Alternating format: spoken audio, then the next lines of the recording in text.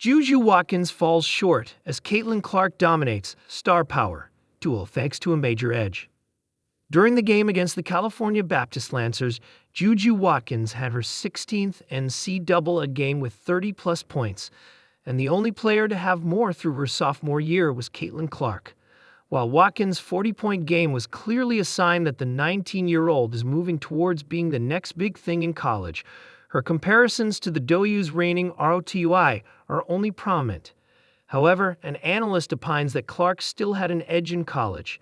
On Wednesday's episode of Jason Whitlock's podcast, he shared what helped Clark during her college and why she still is a bigger NCAA star than Watkins. Whitlock shares that the Des Moines-born previously wanted to commit to the UConn Huskies and Jano Arima, who either didn't offer her a scholarship or did it very late in the process. And this proved to be a blessing in disguise. She committed to Iowa. She didn't go to UConn. She didn't go to Tennessee. She didn't go to South Carolina. She didn't go to Stanford. She didn't go to one of the powerhouse schools with a huge brand and some mega-star coach. She stayed at home in the state of Iowa, where she had this local hometown following and this narrative, oh, an Iowa girl is staying home and is going to play for Iowa. This is marvelous. That gave her a foundation of fan support, Whitlock added.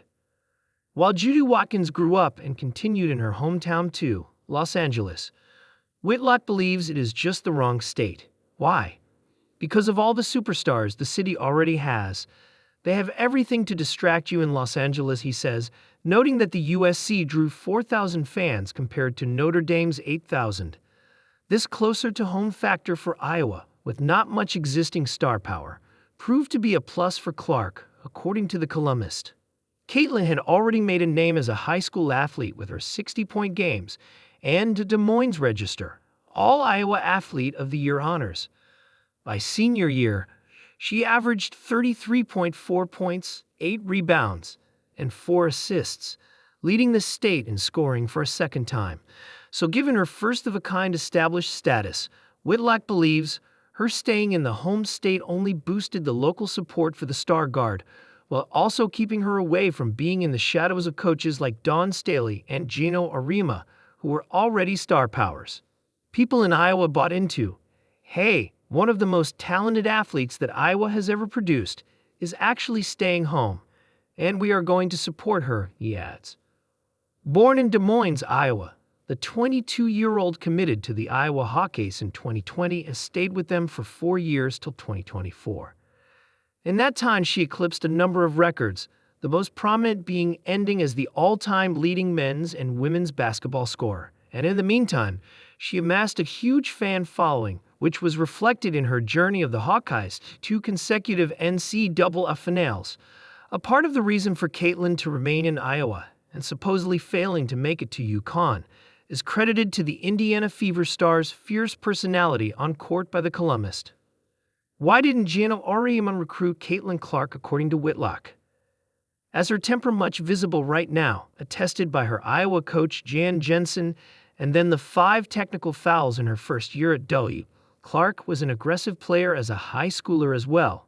Playing for Dowling Catholic School, in one game against the Holy Cross Crusaders, Clark made headlines for her antics. She constantly complained to her dad, who was in the crowd, while also getting into the referee's face at halftime. This fierceness, Whitlock believes, wasn't an appealing feature for Jano Arima. I think it's my speculation he wasn't big on Caitlin Clark because Caitlin Clark had no control of her emotions in high school and berated refs and had bad body language with their team. And again, this isn't me criticizing Caitlin Clark. This is me understanding Caitlin Clark, Whitlock concluded. In the article by Wright Thompson, Clark admitted that while the Huskies called one of her AAU coaches, they never talked to her or her family. She also revealed that it was her dream school. It was more I wanted them to recruit me to say I got recruited, Clark revealed. But that turned into a blessing in disguise as she amassed a huge following. And this, according to Whitlock, is the main distinguishing factor between her and Watkins.